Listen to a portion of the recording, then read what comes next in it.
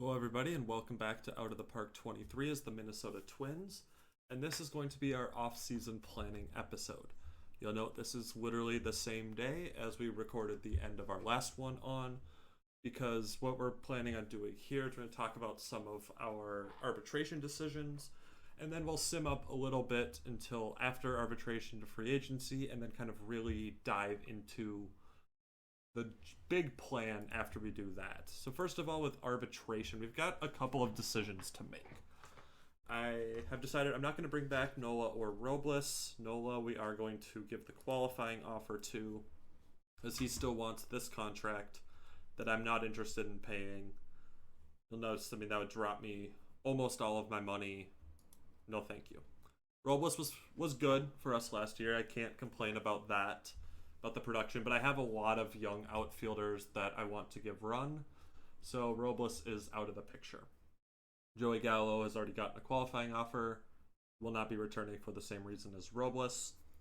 So as far as our arbitration players, we've offered 1-year deals to Duran, Nardi, White, Amaya, and Frelick.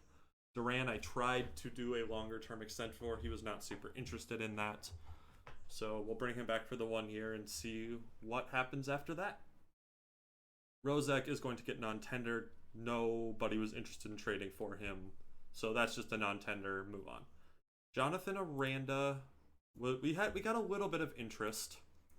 I guess we'll kind of see the spoiler alert. I'm gonna look to deal Cano as well, but we got a little bit of interest in this one from the Brewers, were willing to trade us their first round pick from 2024.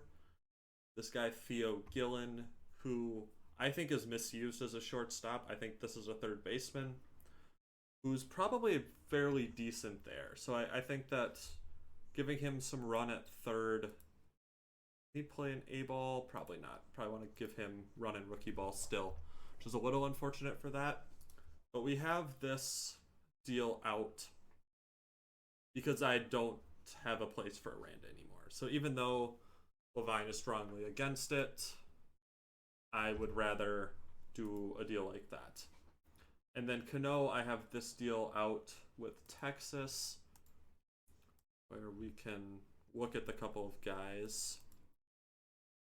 There's this guy, David Arenello, who is very much a reliever. But I mean, this is very much a Duran type profile of, he's very clearly a reliever, right? He only has the 2 pitches. Doesn't throw as hard as Duran, but high stuff, high movement, really high stamina. I mean, the upside of this guy is very much he could be a stopper, and a very good one, I think. So I'm interested in trading for him. And then Jefferson Espinal is another corner outfielder, can fake it in center. I mean, this is not a center fielder, but who had a really good year last year in Double-A, good year in High-A the year before. The ratings all look decent. It's a depth piece, I think, more so than the big upside of Arenello. But really, the Rangers were the team that was the most interested in Cano.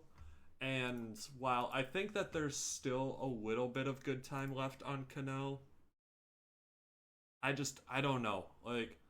I feel like this is very much a situation where it's between what I've seen on the field and what my scout says. Because my scout's not super in on him, thinks he's a league average reliever, but he's mostly been good for me. He's 32, so he's getting up there. The arbitration estimate was 3.6, which is a decent amount of money to pay for somebody who's, I mean, frankly, has been mostly good. I can't really say that he's been anything other than that.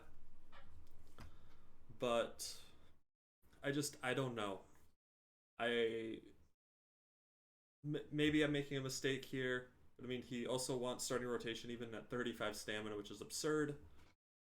So we're going to see. I think I like the return on that better, even though I do have question marks about my bullpen, to kind of see what we're doing there. The other thing, I don't think I've actually officially done this yet, is we are going to turn down Alcantara's team option. for this year, 21 million is just quite a bit more than I'm interested in paying for him. I want the open slots in my rotation to give my young guys some run. I like my top three. Alvarez is coming off of a good year, but the FIP says that it was a little bit lucky. We'll sort of see. We are going to void the last contract here. So Poled wasn't super happy with us. He's still overall happy, but he wants us to sign Aaron, which we're not going to do. Acquire a hometown player, something that I will look into. There's a couple of guys that I'm sort of have my eyes on that I think will be free agents, where maybe I can do that. Still wants us to win the championship every year, which is kind of annoying, but we'll sort of see. Like I think that this is a thing where I don't know. I'm going back and forth on whether or not I want to just turn these goals off. I know if I win enough, it doesn't really matter, but we'll see. Team budget for next year is about 230 million.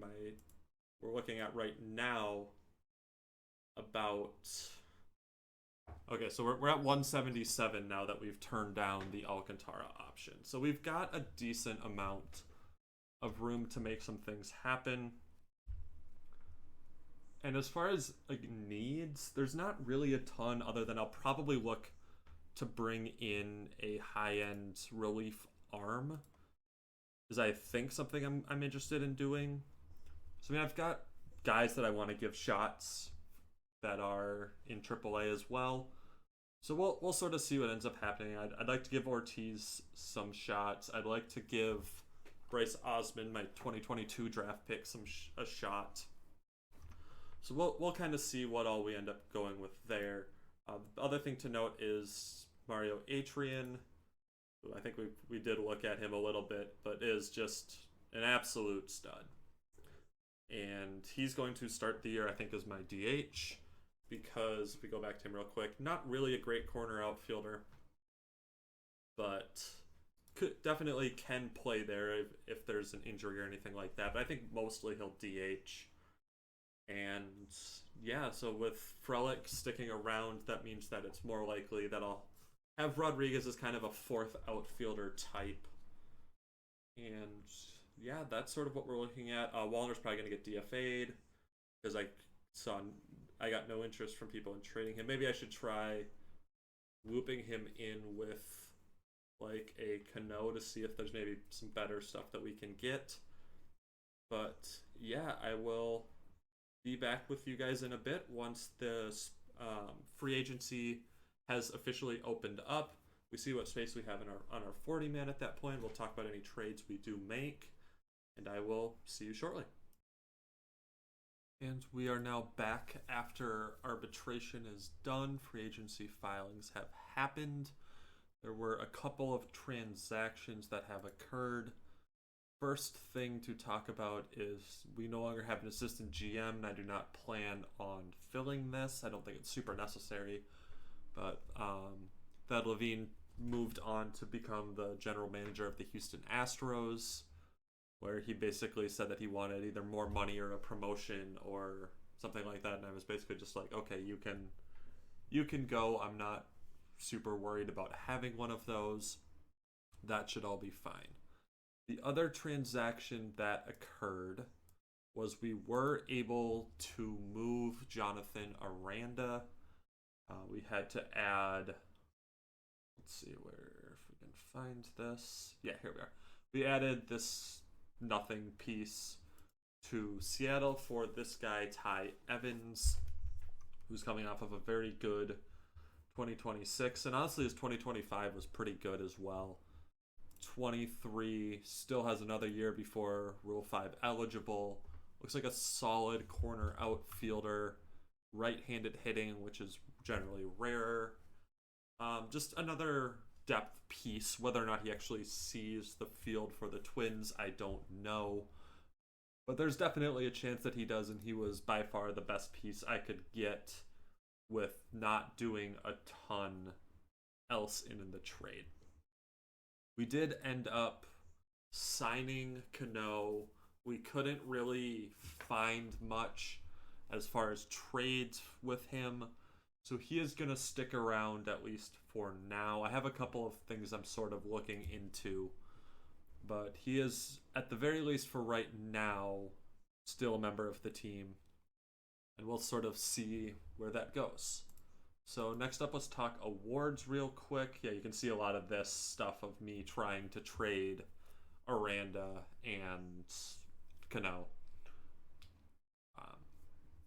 But yeah, so if we can go back down to awards, where do they start? Right here. So Gold Glove was our best award situation. Both Royce and Correa win their Gold Gloves. This is Royce's first. Nice to see another award in his trophy case to go along with the 2 All-Star appearances in Rookie of the Year. Correa wins his 5th Gold Glove. I believe every year he's been healthy, he has won it in this sim. 2023, I believe, is the one year where he didn't because he missed a good chunk of the year. These are starting to come down a little bit. So the back end of this deal that we kind of always knew wasn't going to be as good is what's starting to show up. But I mean, even at this point, even if he's not worth that money moving forward, it was still worth giving him the contract to win 2 World Series titles. Yeah, so here's that from Thad Levine. So then as far as reliever of the year goes, Duran finishes 2nd. Cano gets a couple of votes. I'm kind of glad to see Duran not just winning it every year. Like, I don't think this year was that incredible from him. Sub 2 R-War for, I think, the first time, actually. Yeah, so we'll sort of see what we want to end up doing with him. I did try to extend him. I wonder if there's something... because like something like this is super hard. This is very much starting pitcher money, and I don't think that I can pay him this much to just be those. I mean, he's a stud back end reliever.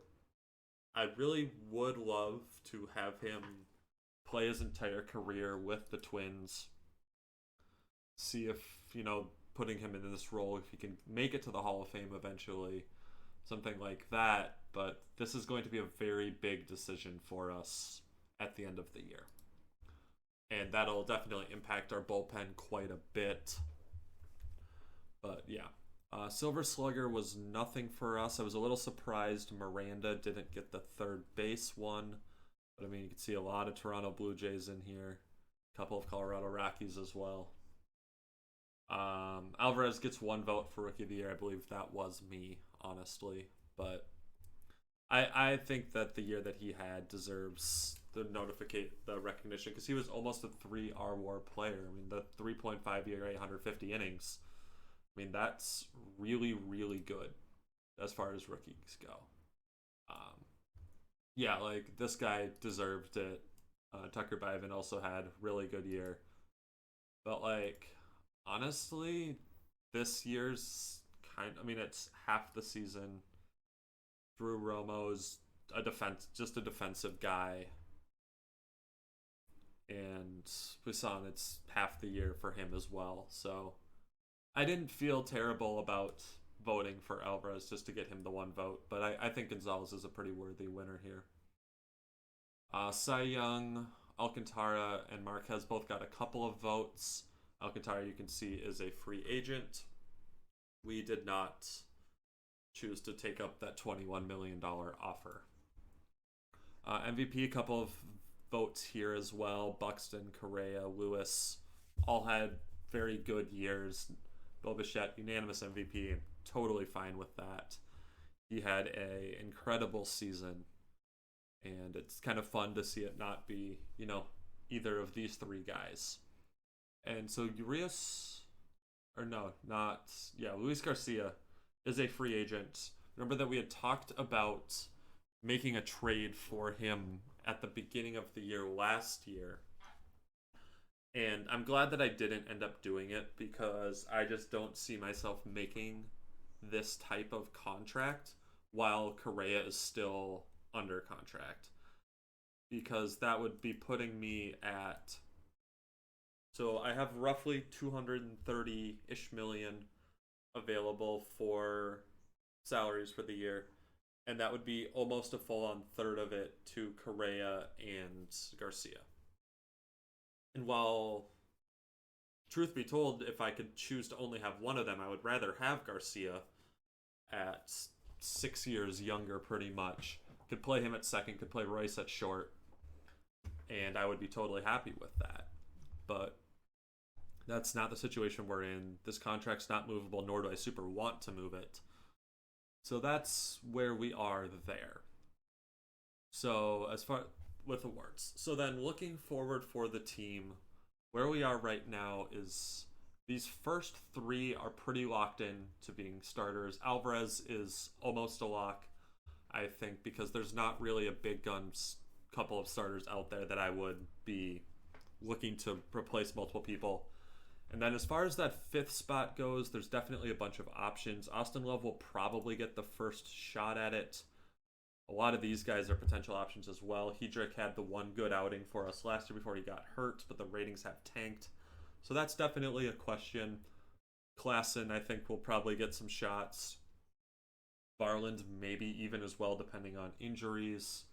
I can see Huesman getting a run as well. Same with, even down here, Julius Sanchez. Though for Huesman and Sanchez, it's probably much more of there would have to be multiple injuries, I think, before they would be getting shots, unless Huesman really shows in AAA this year. So that's starters. Relievers is there's a lot of questions, I think, going into this year. So the back end is still Duran, White, Nardi. We'll see what I want to do with Cano if he's even back.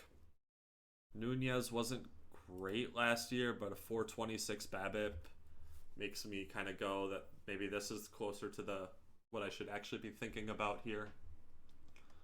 So he's definitely an option. Sprinkle was not super great last year. And honestly, his 2025 wasn't super good. I mean, 24 is really kind of the big year that he's had. And outside of that, he hasn't really done a whole lot. I don't see myself taking that once he starts getting into arbitration. I got a hard time. Yeah, only one option year left. I think this is probably the last year for him. Diaz obviously was not super great for us last year. He had 50 outings and a 6.65 ERA, but a 364 BABIP, a 92 FIP minus. Kind of this difference says that maybe it was just purely him being unlucky. So he'll probably get another shot. Bentley will kind of see the benefit to him is definitely that 45 stamina is really nice. But do I need three lefties is definitely the question, and he'd be running behind Moran and Nardi for that role. I'd like to see Osmond get some run. I'd like to see Ortiz get some run. Potentially even this guy, who was a minor league free agent, I believe, at one point. There's a lot of guys in here that I would like to give some shots to at the major league level. So we'll sort of see what ends up going on there. I mean, the bullpen's definitely something that's going to be in flux this year, and we'll kind of see where we end up going with that. The lineup is pretty much set. Gutierrez will be our backup catcher for probably this year. We'll see, kind of depending on how he performs, if this can get up a little bit more, and how our couple of minor league catchers do, because we are now at the point where I don't hate where I'm at for minor league catchers, because Andrew Yu has been pretty solid for us, our 2024 second round pick, as well as our, I believe it was more this year, fifth round pick from 2026 this year, Malcolm Moore, had a very good year in high A, and will start the year in double A. So there's definitely some options for if Gutierrez continues to struggle, where we'll kind of see, because the contact just came down. I mean, this was a profile that I liked as being a different one, but the contact's coming down. If he's not going to hit for, closer to this type of level of hitting 280, 290, then it's a lot harder to justify it. So maybe Yu gets a shot, maybe Moore gets a shot. We'll sort of see what ends up happening there. At first base, obviously Hunt is the catcher. We kind of are going to have a Kirilov and Kvoko platoon. You can see it down here. Kirilov and Kvoko. Wallner's probably going to get DFA'd after spring training, just because I just don't have a spot for him. Atrian is just so good that I need this bat in the lineup, especially against righties. That kind of kills any spot Wallner really has. The question will be, at this point, do I have Atrian kind of also be my backup outfielder and then not necessarily call up Hernandez or Rodriguez? That's an option here, which if I am going to go that route, I probably should look into dealing Emmanuel Rodriguez. We'll kind of see. But like the thing with Wallner is that he doesn't have that middle infield utility, or really he can really only play first base, corner, outfield. Same with Kirilov, which means that against lefties, I sort of have this concern point of my backup third baseman has to be my starting first baseman, which I don't love. I could probably get Amaya some reps at third base and he'd be just fine, but that's not a bat that I love. So we'll sort of see what ends up happening there, because I don't have one I really love here. I mean, Cabrera's fine as far as being a right-handed hitting corner guy who had a pretty good year there where we brought him. Was he also in? Is this also the Gomez deal? Was he in that deal? No, this was the... Okay. Well, when I traded for Clay Holmes, because I thought that he was going to be good because of the super high movement, and he was nothing. And this was, yeah, when we got rid of Duffy and Danny Coulomb, where Ernst didn't turn out to be much. Wow, he's actually a... What does he want for a contract? Okay, yeah, I'm not going to sign him to that. But, yeah, I mean, this is one of the earliest trades made in the save. So we'll kind of see whether or not we can get anything else out here. Is Coulomb still with the Yankees? I know he was for a while. Then Duffy's kind of been bouncing around. But yeah, that could be fun to get another former Yankee prospect up there. And I might look into doing something like that, just because Wallner's just... He's made irrelevant by the presence of Atrian, who's just younger and much better. So, yeah, we'll kind of have to make that call. Which kind of means that really, as far as targets for free agents, really the only big one is going to be one back-end bullpen piece to kind of shift everybody down a little bit. The choice that I made, at least temporarily, is James Karinchak, because I was able to... I mean, really the biggest thing was that he didn't want as long-term of a contract as a lot of the other higher-end pieces. Where if we... Oh, hi, Amir Garrett. You want $1.7 million for 30 potential. No, thanks. Presley wanted 4 years. Matzek wanted 4. Lamet, I think, wanted 5. A lot of these guys just want a lot more. And he was willing to at least consider this 3-year, $27 million deal. He's also younger than all of these guys up here outside of DeMarcus Evans. So that seemed like the best decision of where to go there. And just some minor league guys. Nothing super interesting this year as far as international free agents. Probably the one guy I would have been interested in was this guy who was the one who just got instantly signed. Nothing I could do about that, which is a frustrating thing. But yeah, I mean, this guy's also sort of interesting, but he wanted a kind of one of these types of deals, which I'm not super willing to give, whereas Tarzan over here was willing to just take a minor league deal. So was OSA, I think.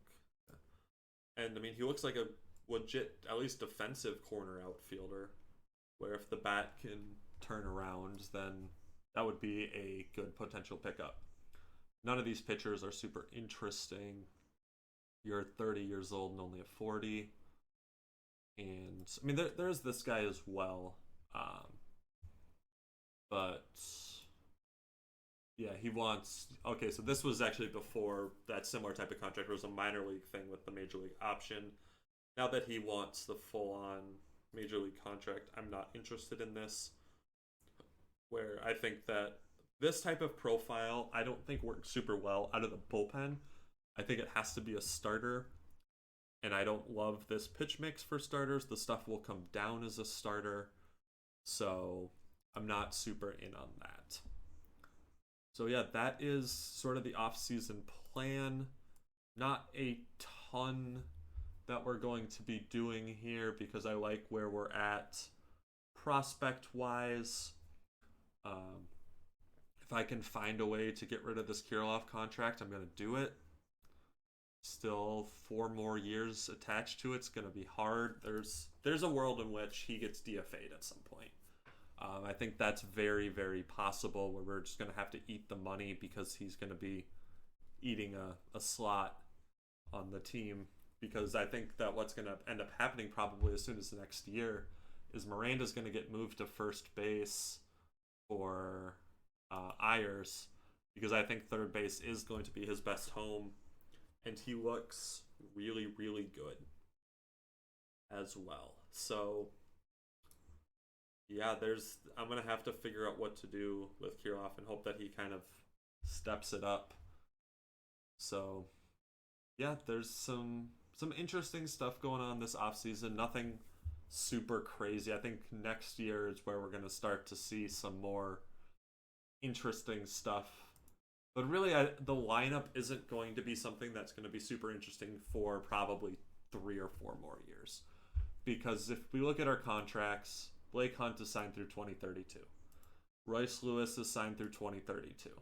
Jose Miranda is signed through 2031. Carlos Correa is signed through 2030.